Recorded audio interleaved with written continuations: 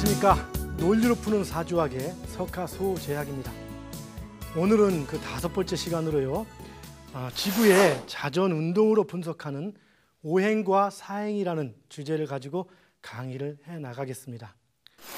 이것은 그 오행이라는 개념을, 즉 오행설의 오행을 관찰하는 관찰자의 시각에 따라 사행으로도 보이고 오행으로도 보이고 또한 육행으로도 볼 수 있다는 그러한 관점인 겁니다.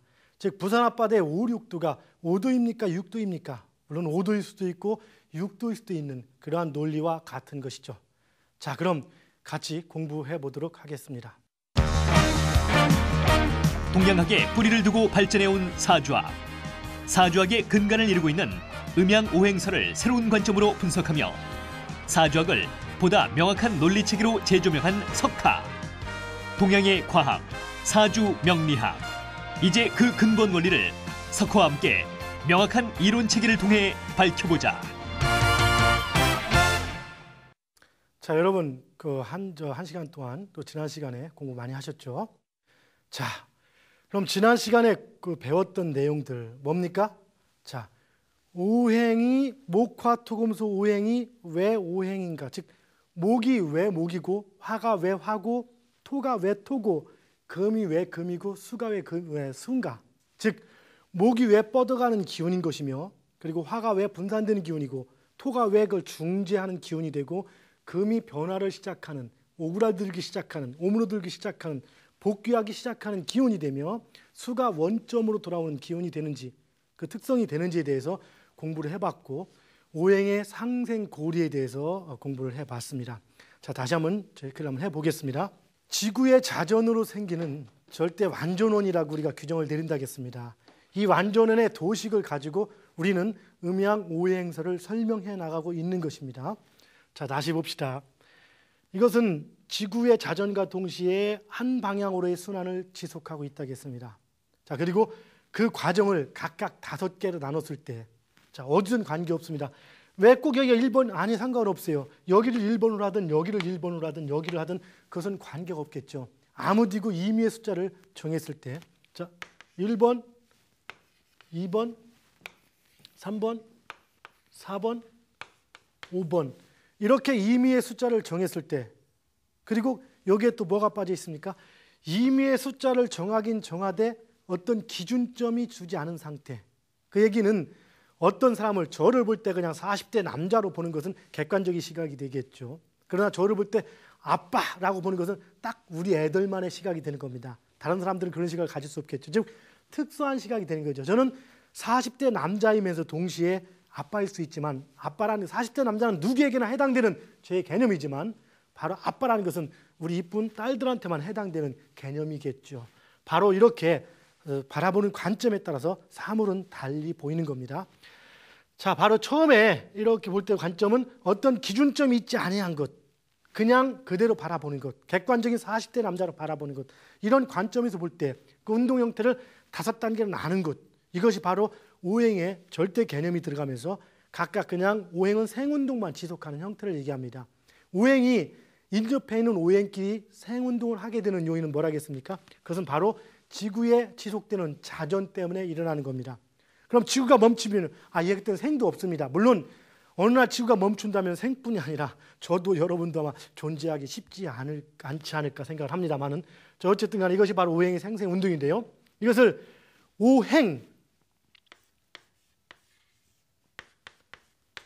행이라는 의미 속에도 이미 행이라는 것은 뭡니까?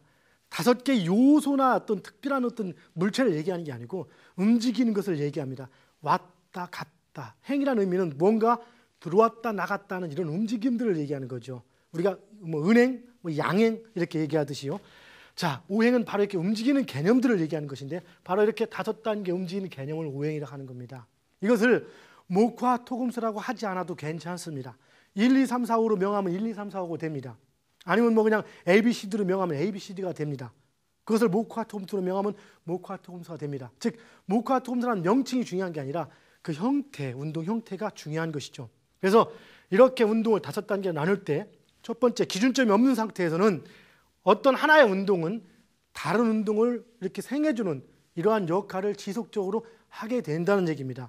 이것을 우리는 바로 생애 운동이라고 표현할 수 있다고 얘기를 했죠. 그리고 기준점을 잡는데, 자, 어떤 점을 기준점을 잡습니다. 여기로 잡읍시다. 여기로. 예, 여기를 잡아놓고 이제 시작을 하는 겁니다. 어디로 기준이 잡든 기준점부터 뭡니까? 이때부터 시작 아닙니까? 예, 기준점부터 시작되는 첫 번째 운동, 이걸 우리는 뭐라고 부릅니까? 그냥 첫 번째 운동입니다. 첫 번째 운동의 의미는 뭡니까? 운동이 이 시점에서 쭉 뻗어가는 겁니다. 이때는 방향성만 가지고 쭉 뻗는 그 기상인 겁니다. 그냥 어디를 잡든. 그러면은 여기를 잡으면 여기를 잡아도 마찬가지. 어디를 잡든 그 잡는 순간부터 첫 번째 운동이 뻗어가는 운동인 겁니다. 이것을 뭐라고 우리가 명명하든 목이라 하든 화라 하든 그건 둘째 문제고 일단은 운동인 겁니다. 그럼 이렇게 쭉 뻗어가는 운동을 지구상에 있는 사물하고 이렇게 비교할 때 어느 게 가장 그렇게 옛날 사람들이 볼 때 합당한 유사점이 있을까요? 이걸 고민해서 선현들께서 이것을 목이라고 명을 한 것이죠. 왜? 가장 뻗는 특성을 잘 나타내는 것이 어딜까? 예, 굳이 치면은 아마 목이 나무가 쭉 자라는 모습이니까 그렇게 보고 인생에서는 시발점이라고 보는 것인 거고, 계절을 치면은 바로 봄의 계절이라고 이렇게 얘기를 한 것이겠죠. 의미를 부여한 겁니다. 즉 이런 것들은 즉 뻗어간다, 뻗어가지 않는다는 개념은 바로 이렇게 어떤 기준점이 정해진 상태에서 얘기를 할 수가 있는 겁니다. 자, 그다음에 처음에 운동을 뻗어가는 기준점이라고 두 번째 운동은 뭡니까? 즉 여기를 기준점으로, 즉 4번과 5번을 기준점으로 놓고 볼 때는 5번과 1번이 원점에서 뻗어가는 기운이 되겠고요. 그 다음에 2번 운동은 뭡니까?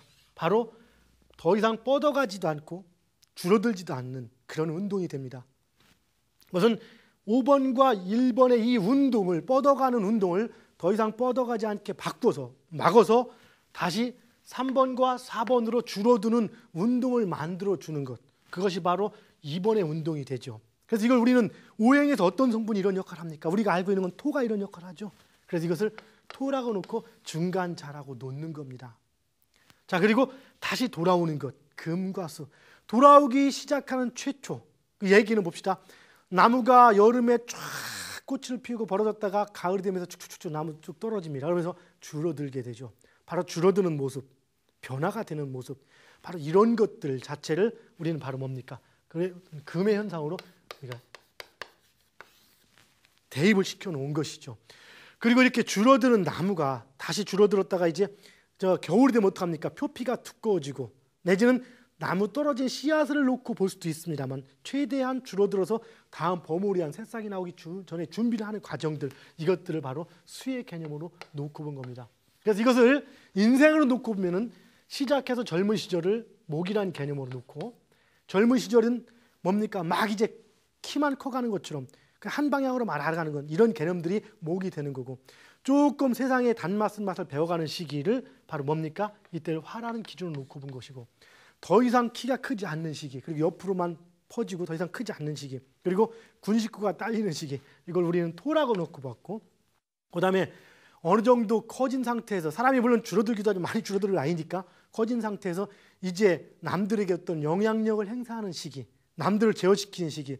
어릴 땐 멋모르고 오다가 좀 크면 어떻습니까? 집에 애들이 생기고 부하 직원이 생기고 해서 이렇게 해라 저렇게 해라고 그런 것들이 생기는 시기를 금이라고 놓고 보는 것인 거고, 그리고 그 시기까지 지나고 인생의 어떤 황혼기 내지는 지혜의 시기, 이런 시기를 수라는 개념으로 놓고 볼 수가 있겠죠.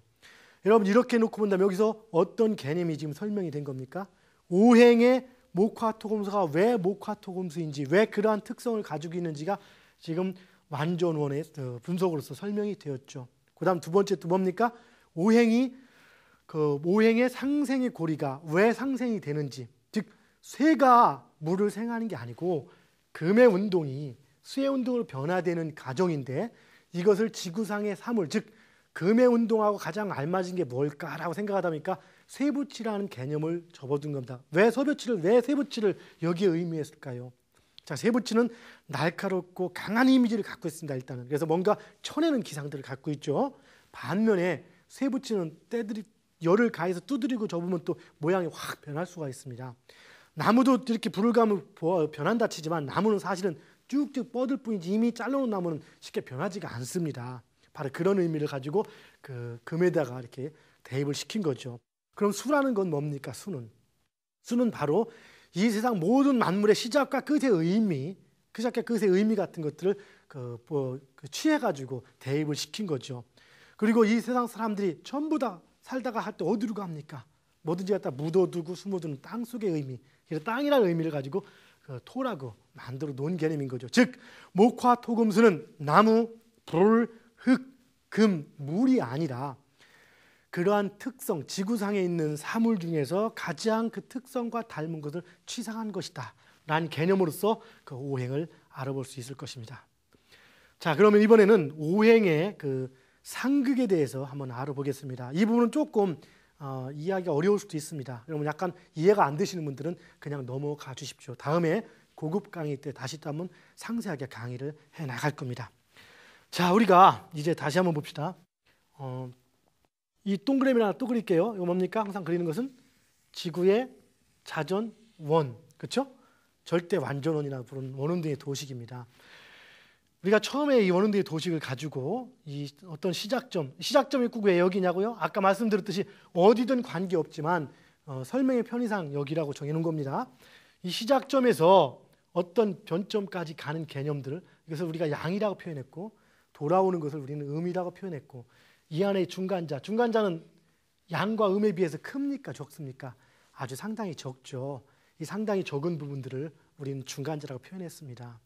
자, 그리고 우리가 이게 양운동과 음운동의 개념으로 놓고 봅시다. 양과 음, 이것은 뭡니까? 양, 음 두 가지로 바라보는 시각, 사물을 그냥 보이는 대로 바라보는 시각이죠. 보이는 대로 바라본다는 것은 그래서 무의식적으로 보는 게 아니라 좀 더 자세히 보는 거나 마찬가지일 수 있습니다. 자, 양과 음 두 가지로 일단 보입니다. 이 세상의 모든 것은 적군과 악은, 엄마와 아빠 이 두 가지 시각으로 보이지만 그러나 실제는 그 외에 또 다른 부분이 항상 존재한다는 것이죠. 엄마, 아빠 외에 악이라는 게 존재할 수 있는 것인 거고 적군과 악은 외에 적군도 아니고 악은도 아닌 중재자가 존재하는 것이죠. 그러나 우리 중재자는 통상 무시하고 따집니다. 바로 잘 보이지 않는 거. 그러나 이 중재자 때문에 음과 양이 드러나 보인다고 말씀을 드렸습니다. 자, 이렇게 음과 양의 두 개만 놓고 두 가지가 있는 시각으로 볼 때 양이 이렇게 쭉쭉쭉 강해지면 음은 어떻습니까? 약하죠. 음이 강하면 양은 안 좋죠. 즉 우리가 얘기했듯이 아빠와 엄마 둘이 있습니다. 그럴 때 누군가 설거지를 해야 되는데 아빠가 하지 않으면 엄마가 하고 엄마가 하지 않으면 아빠가 해야 됩니다. 누군가는 편하고 하나는 좋을 수밖에 없습니다. 그래서 이것을 뭐라 합니까? 음생양사, 양생음사라고 고전에서 표현합니다. 그 얘기는 음과 양은 상대적인 거기 때문에 양이 좋으면 음은 나쁘고 음이 좋으면 양은 나쁘다는 개념. 그래서 양이 강하면 강할수록 음은 어떻게 약해지는 개념이 들어가죠. 음이 강하면 양은 거꾸로 약해지고, 즉 음과 양은 공존할 수 없다는 개념이 음양의 시각인 겁니다. 그런데 우리는 사실은 이 시각만 있는 것은 아니거든요. 일단 봅시다. 이 시각인데 이 음양이 존재하는 시각 속엔 뭐가 있다겠습니까? 중간자가 있다겠죠. 우리가 이 중간자를 한번 좀 크게 확대를 시켜놓고 봅시다. 이거를 원운동 전체 길이를 100m다 이렇게 놓고 본다면은 이 양의 운동은 대략 얼마나 될까요? 양의 운동은 한 50m나 49m 정도 되겠고 음의 운동도 50m나 49m 정도가 되겠죠. 그래서 음과 양을 표현하면 대략 한 50m 조금 안 되고 플러스 49가 됐든 합해서 99 이렇게 되니까 거의 100m가 다 되죠. 그리고 중간자는 어떻습니까? 중간자는 1이라 아니면 0.1이라든가 상당히 작은 숫자가 돼서 무시해도 되지만 이것을 또 다른 시각으로 바라보는 겁니다. 그 얘기는 자, 양이 길든 적든 양은 뻗어가는 운동인 거고 음은 길든 작든 복귀하는 운동인 거고 중은 길든 작든 변하는 운동이 됩니다. 변한. 그러면 운동의 형태를만 놓고 본다면 몇 가지가 존재합니까? 엄연히 세 가지가 존재하지요. 운동의 형태만 놓고 볼 때는 이 세 가지 존재의 기점을 좀 더 크게 시각으로 봅시다. 이렇게 되면은 운동이 어떻습니까? 이거를 쫙 이렇게 구분해 줄 수도 있겠죠. 그럼 여기는 양, 여기는 그럼 여기는 중. 이렇게 분산을 이렇게 새로운 시각으로 볼 수가 있는 겁니다. 이것이 원래는 음양 두 개만 바라보는 것이 아니라 중간자까지 바라보는 원칙적으로 정확한 개념의 시각이 되는 거죠. 자, 이 원운동에 음과 양이 있다라고 바라볼 때는 양의 운동이 좋아졌죠. 양의 운동이 강해지면 음의 운동은 죽어지는 어떤 상대 운동이다. 이게 무슨 운동이라고 부릅니까? 양이 살면 음이 죽기 때문에 아까 뭐라 해서 상극의 운동이 되죠. 맞습니까? 극의 운동이 되는데 이렇게 중이 있다면 얘기가 달라집니다. 상대가 이미 대상이 셋이 되기 때문에. 자, 양의 운동이 일단 강해졌다. 물론 양의 운동이 강할 때는 음의 운동이 없다고 볼 수도 있겠죠. 그런데 양의 운동이 강하고 양과 음 사이에는 중이란 존재가 있습니다. 그러면 양에서 음으로 가는 과정을 볼게요. 읽어줄게요. 자, 양의 운동과 음의 운동이 있을 때는 서로 죽이는 운동이 되지만 이 양의 운동은 중의 운동을 생해준다고 표현할 수 있습니다. 그리고 이 중의 운동은 다시 음의 운동을 생해준다고 표현할 수 있습니다. 즉 결국에는 이 양의 운동이 중의 운동으로 갈 때, 중의 운동으로 가까이 갈 때 음양 단둘만 있으면 그 중이 없기 때문에 그냥 바로 양이면 음이 아니고 음이면 양이 아닌 존재가 성립되지만 여기서는 양일 때 음일 수도 있고 중일 수도 있다는 개념이 들어가고 음일 때 역시 양일 수도 있고 중일 수도 있다는 이러한 논리가 성립이 됩니다. 너 아니면 나가 아니고, 즉 엄마와 아빠 둘 다 설거지를 하지 않아도 딸이 설거지를 해줄 수가 있다는 얘기죠. 그럼 결국에는 둘 다 설거지를 안 하고 좋은 걸 누릴 수가 있다는 얘기입니다. 바로 이런 상대적 개념이 형성이 됩니다. 그래서 중이 들어감으로써 바로 중의 과정은 음을 도와주는 과정이 들어가는 거죠. 그래서 결국에는 뭡니까? 이걸 다시 표현한다면 양의 운동은 중을 생해주고 중의 운동은 다시 음을 생해주는 운동의 반복 패턴이 돌아가는 겁니다. 이것 때문에 이 중간에 끼어 있을 때, 즉 절대적 개념으로 본다면 운동은 생해 운동이 되는데 이 중간자가 빠져버리면 음양 둘밖에 없기 때문에 그게 운동이 되는 거죠.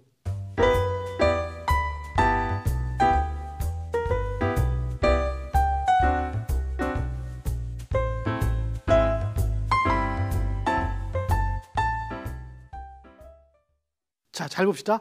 음양 둘은 사실은 사물이 음과 양과 중이 존재하는데 중이 빠져있는 시각으로 바라보는 것이 음양이죠. 그리고 음양이 되면은 극과 극, 음이나 양이나 둘 중에 하나의 시각이기 때문에 흑백 논리가 됩니다. 너 아니면 나. 그래서 서로 극하는 논리도 형성이 되지만 중간자가 들어감으로써 양이 중으로 변했다 음으로 변하면서 그 과정들은 중간에 상생 개념이 돼서 서로 싸우지 않는 상생이 되는 거죠. 즉 부부싸움 할 때 애가 딱 들어오면 싸우지 못하게 되죠. 서로 친하게 되죠. 이런 거와 똑같은 개념이 되는 겁니다. 바로 이것이 상생과 상극입니다. 지금까지 우리는 오행의 기능 그리고 상생 원리와 창극 원리에 대해서 배웠습니다. 상극은 뭡니까? 하나가 중간에 빠지면 극이 되는 거고 또한 연이어 있으면 그 생이 되는 겁니다.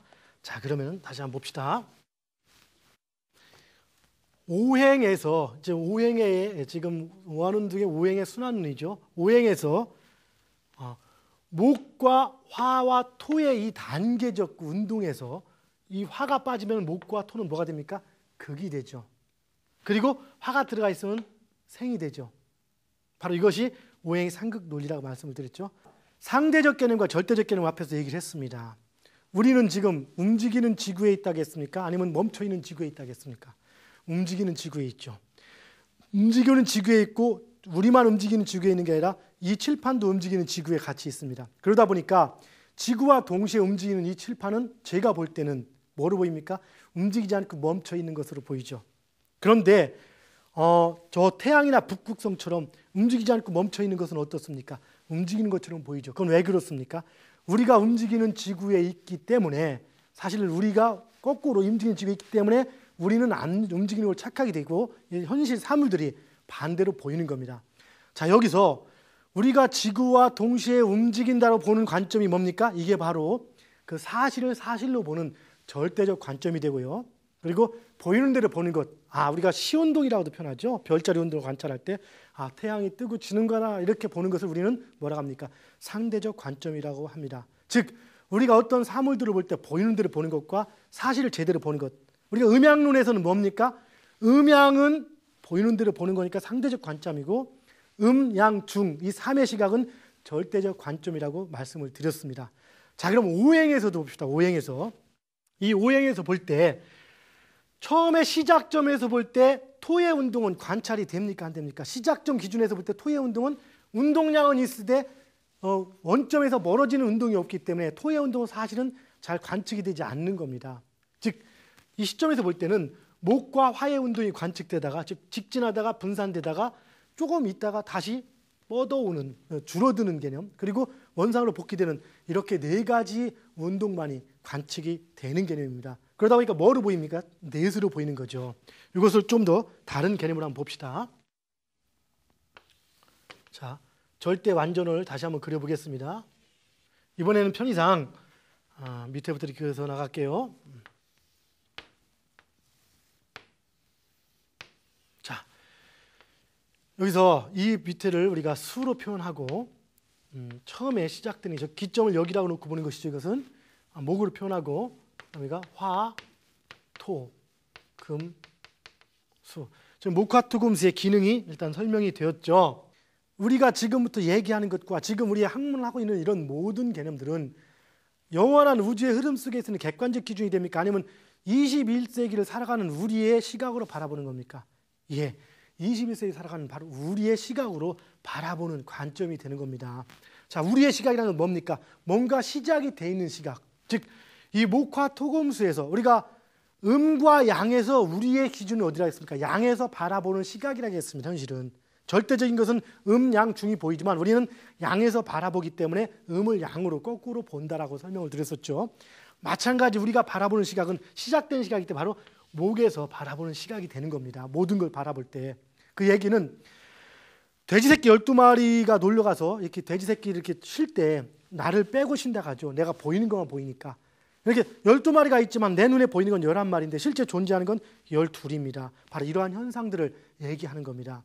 자, 현실은 틀림없이 5개 오행인데 이 기준이 아까 처음에 개념을 잡을 때는 수도 아니고 목도 아닌 어떤 기준점을 잡아준 거지만 기준점이 잡힘으로 인해서 현실이 시작이 됐습니다. 그 얘기는 우리가 이승에 태어난 순간으로서 얘기 시작이 됐고 그 다음에 내 삶을 기준으로 잘 나가니 못 나가니 누구는 어떻고 이런 기준이 되듯이 바로 나라는 관점이 될 수도 있는 겁니다.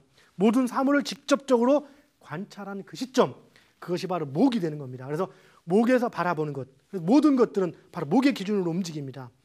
우리가 사주학에서 가장 근원이 되는 것은 목입니다. 그래서 시작을 뭐라 합니까? 목화토금수로 나오는 것인 거고, 그래서 천간에서 갑을병정으로 이렇게 나가주는 개념이 바로 여기에서 나오는 겁니다. 자, 그럼 목의 기준에서 바라본다고 칠 때, 목의 기준에서 바라본다고 칠 때 어떻습니까? 몇 개가 보입니까? 내가 목이라고 칠 때 몇 개가 보입니까? 화가 보이고요, 토가 보이고요, 금이 보이고요, 수가 보이겠죠. 그럼 몇 개 보입니까?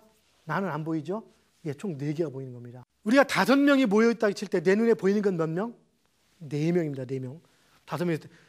그러나 실제 존재하는 건 몇 명? 5명. 즉 넷으로 보이는데 실제는 몇 개가 넷으로 보이는 겁니까? 오행이 5개가 넷으로 보이는 겁니다. 그럼 실제 존재하는 건 몇 개? 5개. 이건 뭐라? 무슨 개념? 절대적 개념. 그리고 보이는 건 상대적 개념. 넷.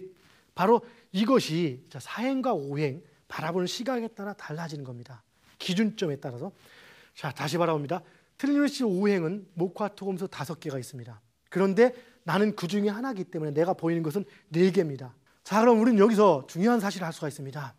인간사의 우리 현실에서 그냥 바라볼 때 관측되는 것은 무슨 단위로 움직이겠습니까?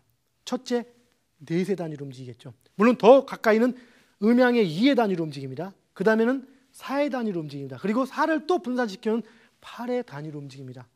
이렇게 8 하면 무슨 얘기인지 알겠죠? 즉 이렇게 2, 4, 8의 이렇게 단위로 움직이는 것은 이 세상의 물체들, 눈에 보이는 물체들을 얘기하는 겁니다. 그럼 옳게 보는 겁니까? 아니죠. 옳게 보진 않습니다. 보는 건 아닙니다. 그러나 일단은 2와 4와 8로 관측이 됩니다. 그리고 실제는 눈에 보이지 않는 어떤 또 다른 변수가 있게 되는 것이죠. 그게 뭡니까? 실제는 셋인데 셋이 둘로 보이고 5인데 5이 넷으로 보이는 겁니다. 바로 이것들이 우리가 상대와 절대의 어떤 기준 차이라고 볼 수 있는 겁니다. 그럼 우리가 인간 세계에 있을 때 어떤 그 학문적인 것이나 어떤 논리나 이치적인 것들은 무슨 단위로 존재하겠습니까? 눈에 잘 육안으로 관측되지 않는 것은 5의 단위로 존재하는 것인 거고, 육안으로 관측되는 모든 것들은 4의 단위로 일단 시작이 됩니다. 4의 단위로. 처음엔 2로 시작됐다가 4, 그 다음에 8로 갑니다. 주역의 8개란 자체는 뭡니까?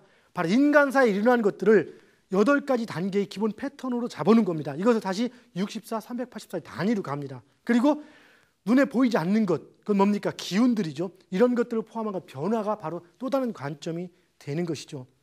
자, 누군가가 판사다, 검사다, 이것들을 우리가 눈에 보입니다. 이것은 사회 개념인 거죠. 그런데 보통 사람들은, 멀리 있는 사람들은 그 사람이 판사로서 검사로서 임명됐을 때 알 수 있습니다. 매스컴을 타거나 알려졌을 때. 그러나 가까운 사람 좀 더 자세히 볼 수 있죠. 뭡니까? 그 사람이 이미 공부를 열심히 할 때부터 이 사람은 판사가 될 것이다, 알 것이다 알 수 있습니다. 그래서 사물의 이치적인 부분들은 오의 개념이 되고 사물에 나타난 현상적인 부분들은 사의 개념이 됩니다. 그럼 원인은 뭡니까?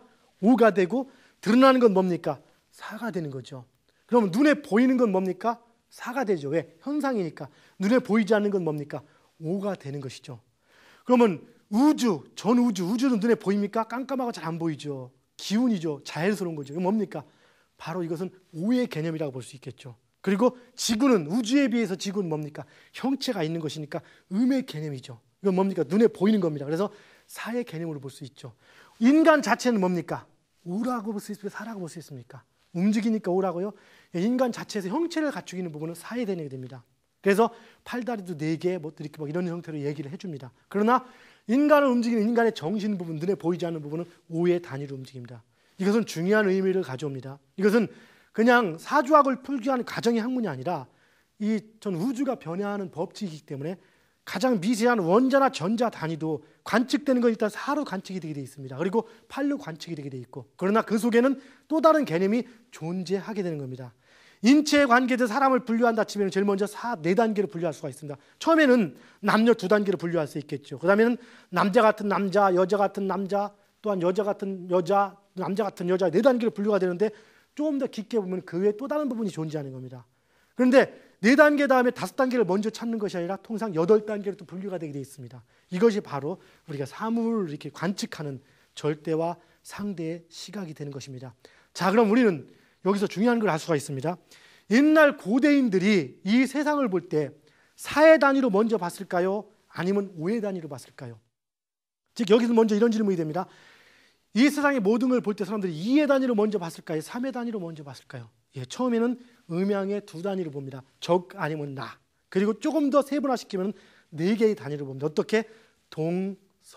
동서남북. 그래서 우리 고대의 모든 것들은 동서남북 사방, 그 다음에 또 분해해서 8방의 개념으로 이렇게 표현이 되게 되어 있습니다. 그것은 눈에 보이는 시각대로 표현한 거죠. 즉 음양오행이 목화 금술해 가지고 사방으로 보이는 것은 바로 뭡니까? 보이는 시각 그대로 본 겁니다. 자, 그런데 음양오행이 이렇게 5단계가 넷으로 보인다는 것이지 실제 넷이 존재하는 건 아닙니다.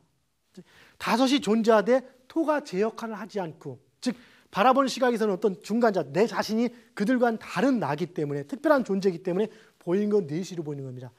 이렇게 오행이 목화, 토, 금수의 5단계가 각각 있는 것 자체를 우리는 오행토, 목생화, 화생토의 상생, 상극을 하는 바로 그 오행의 토 개념으로 볼 수가 있겠고요. 오행의 하나. 그 다음에 이렇게 이 5개를 갖다가 4개로 보이는 것, 실제는 5개인데도 불구하고 내가 나를 안 보기 때문에 4개로 보이는 존재를 바로 중앙토와 사의 개념으로 볼 수가 있습니다. 그 얘기는 오행이 사로도 보이고 오로도 보인다는 얘기가 되죠. 이해하시겠죠? 자, 그러면은 이번에는 우리가 상생과 상극에 대해서 조금 더 한번 깊게 한번 알아봅시다.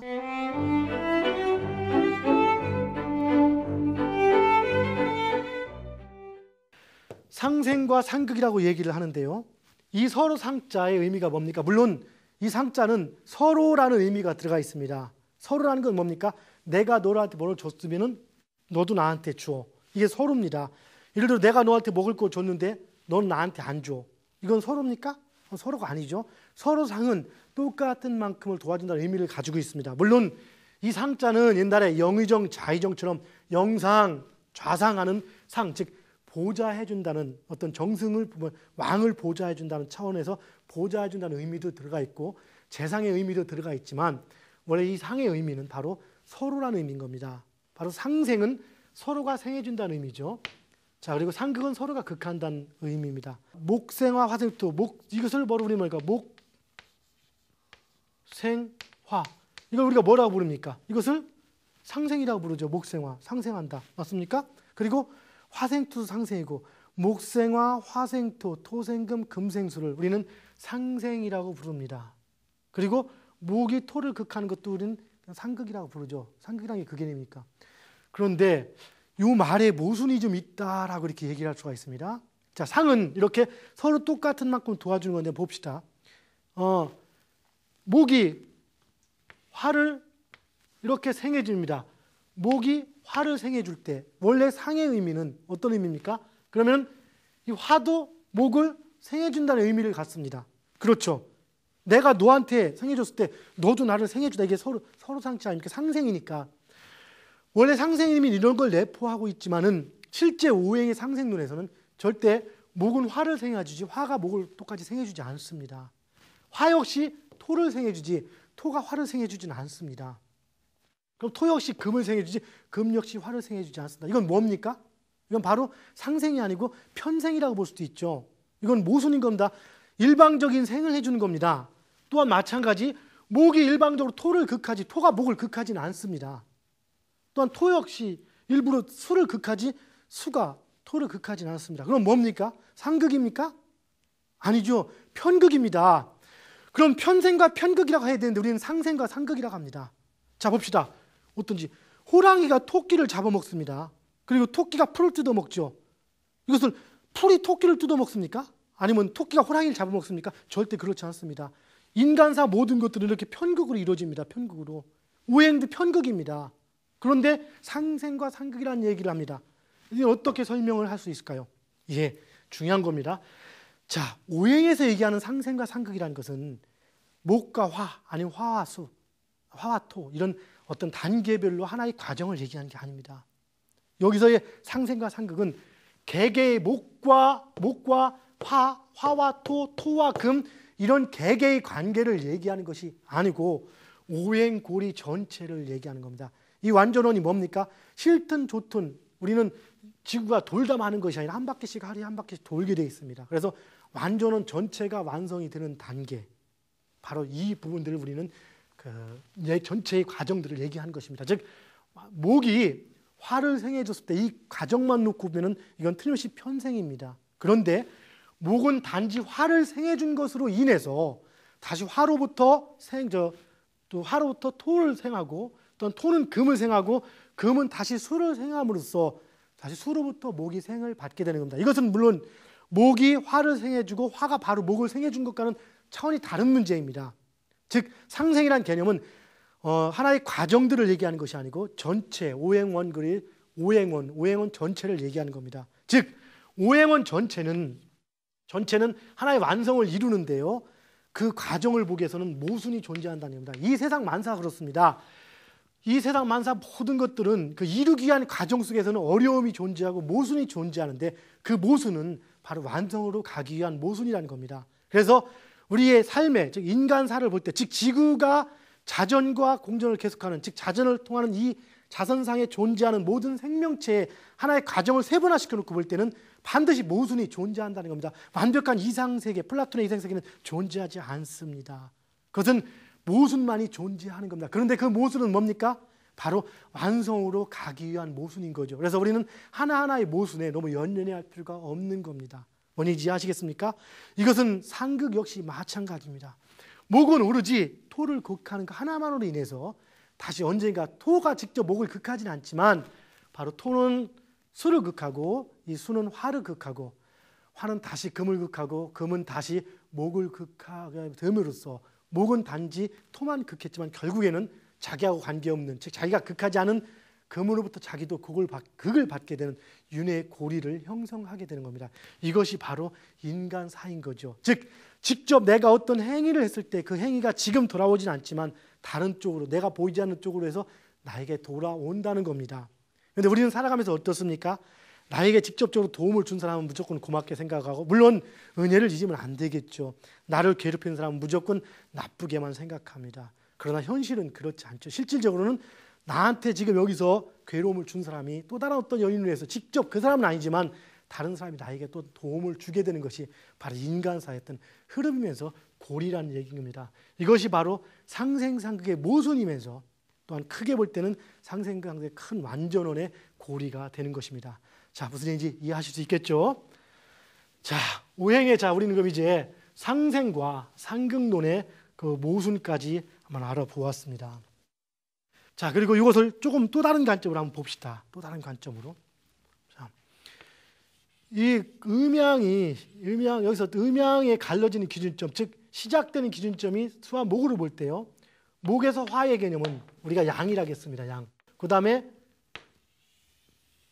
이 목에서 금과 수의 가정을 얘기한 것은 우리는 그래서 뭐라고 합니까? 이것은 음이라고 표현합니다.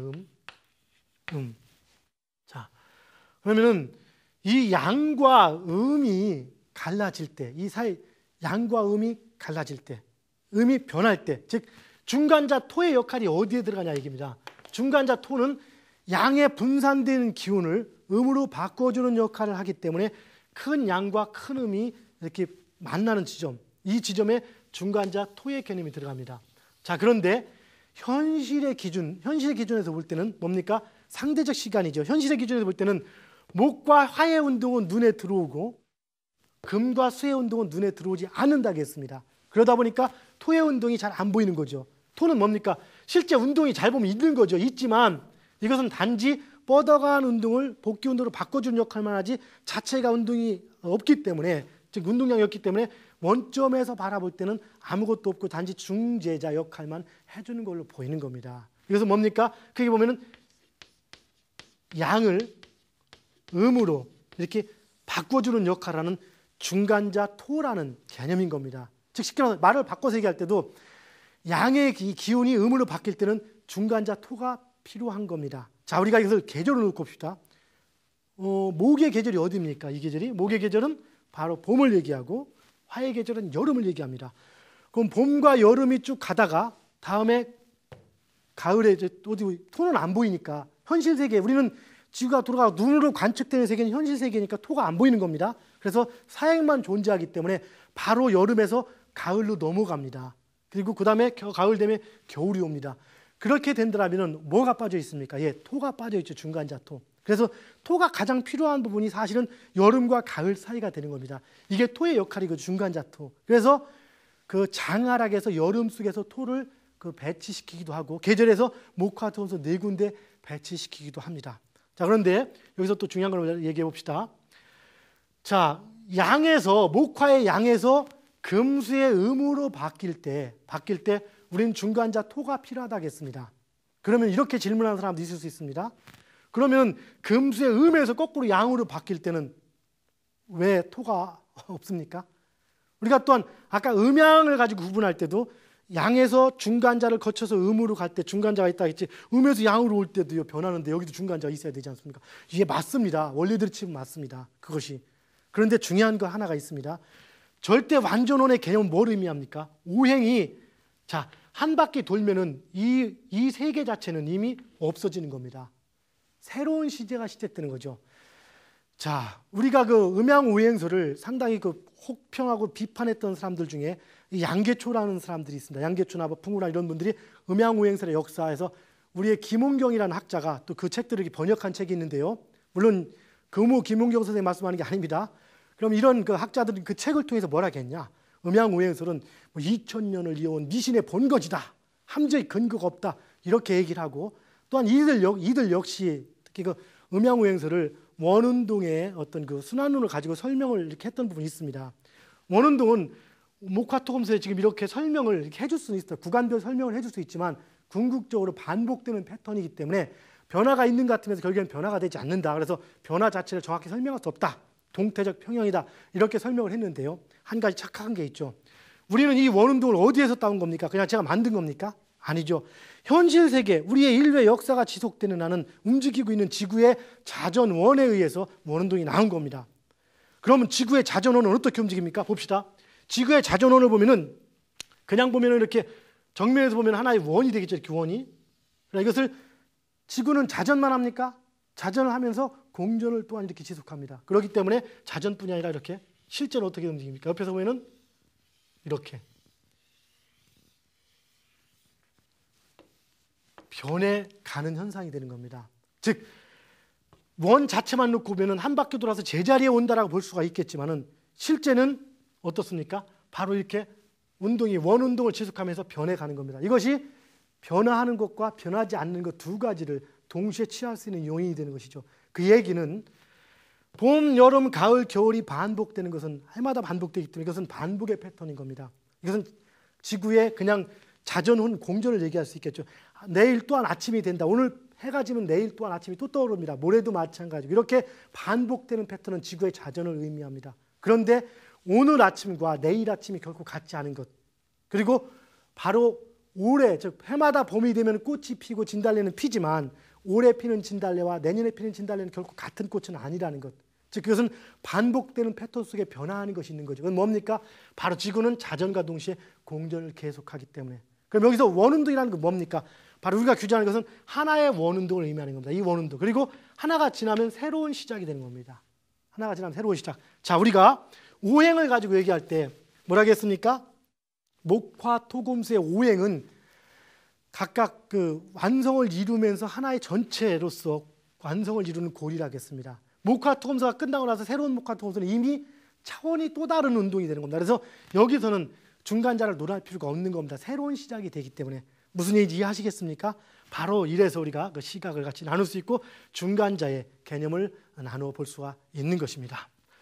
자, 우리가 이렇게 음양오행설에 대해서 이렇게 새로운 관점으로 이렇게 나누어 봤습니다. 여러분 이해하시겠습니까? 자, 이제는 또 다른 관점을 가지고 또 얘기를 해볼까요? 자, 앞으로 우리는 계속 이 그 절대 완전원이라고 하는 이 원을 이제 계속 그려나가게 됩니다. 이것은 우리 이 강의 중에서 가장 중요한 부분이 될 수가 있기 때문에요. 자, 여러분 한 가지 우리가 한번 얘기해 볼까요? 자, 여러분들, 선생님들 지금 우리가 있는 곳은 이게 이렇게 쭉 시간의 흐름이라고 놓고 볼 때 어디에 있습니까? 현재 있죠. 현재가 없는 미래와 과거는 존재할 수가 없습니다. 그렇죠? 현재에 있습니다. 그런데 여러분, 현재가 봅시다. 이 현재라는 개념하고 과거와 미래를 나눠볼 때, 객관적으로 봅시다. 멀리서 볼 때 현재하고 미래하고 과거 단위가 좀 다르지 않아요? 현재는 언제입니까? 지금을 얘기하는 거죠. 근데 과거는 5분 전, 10분 전, 1시간 전, 10년 전, 100년 전 엄청나게 긴 과거가 존재할 수 있습니다. 물론 한 사람의 인생으로 친다면 그 사람의 나이만큼의 과거겠죠. 어쨌든. 그리고 미래는 또 마찬가지 한없이 깁니다. 우리는 시간의 흐름선상이 있는데 어떤 시간의 흐름선상입니까? 바로 현재입니다. 지금 이 순간 가장 중요한 것, 이 순간인데 이 순간은 뭡니까? 짧은 이 순간은 먼 긴 과거를 통해서 짧은 이 순간이 존재하고 이것은 긴 미래를 또한 추구해 나가게 되어 있습니다. 우리는 과거와 미래의 모든 것들이 바로 지금 이 순간을 통해서 결정이 되는 거죠. 이것을 달리 표현하면 긴 양과 중간자라고 표현할 수 있고 이것을 음이라고 또한 표현할 수도 있겠죠. 과거에 의해서 지금 현재가 나타나고 현재에서 이루어지는 것들이 하나의 결과가 될 수 있으니까요. 자, 여기서 또 중요한 걸 가지고 얘기해 봅시다. 그러면 현재를 우리가 알기 위해서는 무엇을 알아야 됩니까? 그 사람의 과거를 알아야 되죠. 자, 누군가가 지금 선생님입니다. 선생님 됐는데, 자, 선생님 된 지 A가 선생님 된 지 지금 1년 됐습니다. 그럼 그전에는 뭐 했고요? 그전에는 군인했습니다. 군인 10년 동안 군인하다가 1년 전에 선생님 됐습니다. 그리고 B는요? 그냥 선생님만 20년 했습니다. A와 B를 놓고 볼 때 누가 선생님입니까? 뭐 둘 다 선생님입니다. 현실은. 즉 10년 군 생활하다 1년 전에 선생님이 됐든 지금 20년 동안 선생님을 하든 둘 다 명함은 선생님입니다. 왜? 현재이기 때문에. 중요한 겁니다. 일단 어디 갈 때 뭐라고 합니까? 선생님이라고 얘기를 합니다. 그런데 중요한 게 있습니다. 그런 게 이 선생님의 특성을 볼 때 A는 선생님의 특성이 강합니까? 아니면 저 군인의 특성이 강합니까? 예, A는 선생님이지만 군인 같은 선생님이죠. 선생님의 특성보다는 아직 군인의 특성이 강합니다. B는 바로 선생님의 습성이 강하죠. 즉 똑같은 선생님인데도 불구하고 과거가 어땠는지에 따라서 특성이 달라지는 겁니다.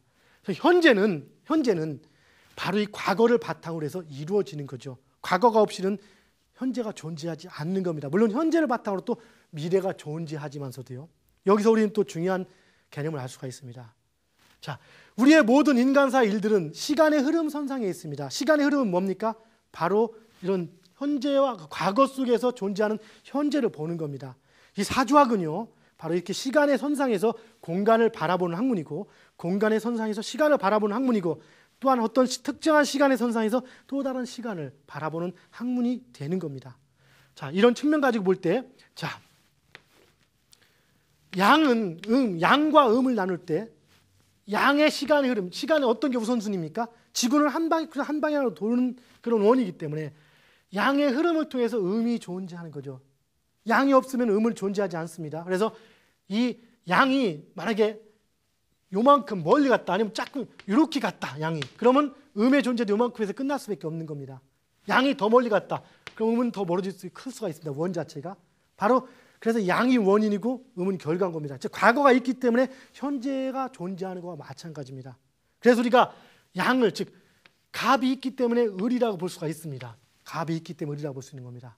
자, 아까 여기 지금 선생님 얘기하는 거 있어서 선생님이 된 지 1년 된 사람 있고 20년 된 사람이 10년 된 사람이 있다면 누가 선생님이 더 정확한 선생님일까? 당연히 오래된 사람이 더 정확한 선생님의 역량을 가지고 있습니다. 그 얘기는 과거도 선생님이고 미래도 선생님인 사람이 진짜 선생님이라는 개념인 거죠. 자, 이걸 가지고 목을 가지고 기준을 합시다. 목은 나무, 목에 분출되는 성분이라고 표현하든 나무라고 우리가 쉽게 표현하든 간에 목이 시작된 간목은 목이 시작된 거고 을목은 시작된 결과가 되는 겁니다. 그러면 어느 그 간목과 을목 중에서 어느 것이 목의 성분을 더 많이 가지고 있겠습니까? 바로 을목이 목의 성분을 더 많이 가지고 있겠죠. 이해하시겠습니까?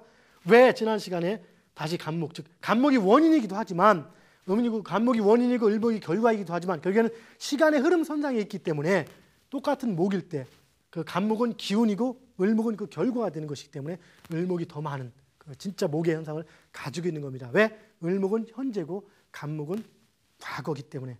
그러면 다시 한번 예를 들어서 이걸 병화하고 정화하고 쳐도 마찬가지겠죠. 병화와 정화를 지금 어떻습니까? 병화는 과거고 정화는 현재입니다. 그렇죠? 그럼 누가 진짜 불입니까? 자, 이것으로서 우리 다시 보는 사주학의 또 다른 패턴이 나오기 시작하겠죠.